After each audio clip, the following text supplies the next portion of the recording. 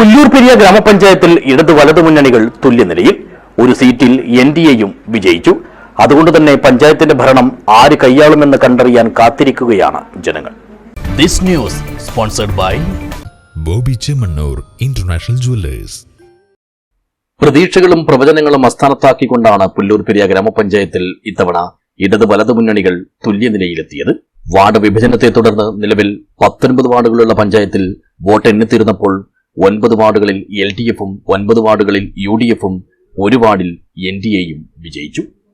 അതുകൊണ്ട് തന്നെ ആര് പഞ്ചായത്തിന്റെ ഭരണം കൈയാളുമെന്നും ഇതിനുവേണ്ടി NDA ആരുടെ കൂടെ കൂടുമെന്നും അതല്ലെങ്കിൽ NDAയെ ആര് കൂടെ കൂട്ടുമെന്നും കണ്ടറിയാനായി കാത്തിരിക്കുകയാണ് ജനങ്ങൾ.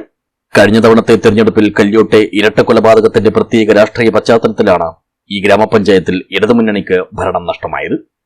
അന്ന് ആകെയുണ്ടായിരുന്ന 17 വാർഡുകളിൽ 9 സീറ്റുകളും നേടിയാണ് UDF അധികാരത്തിലെത്തിയത്. ബാക്കിയുള്ളവയിൽ 7 വാർഡുകൾ LDFും 1 വാർഡ് BJPയും നേടി. പലവിധ കാരണങ്ങളാൽ കുറച്ചു കാലങ്ങളായി ഇടത് വലതു മുന്നണികൾ മാറി മാറി ഭരണത്തിലെത്തിക്കൊണ്ടിരിക്കുന്ന പഞ്ചായത്തിൽ ഇപ്പോഴത്തെ ഈ കക്ഷിനില ഇരുമുന്നണികളുടെയും കണക്കുകൂട്ടലുകളിൽ ഉണ്ടായിരുന്നില്ല എന്ന് തന്നെ പറയാം.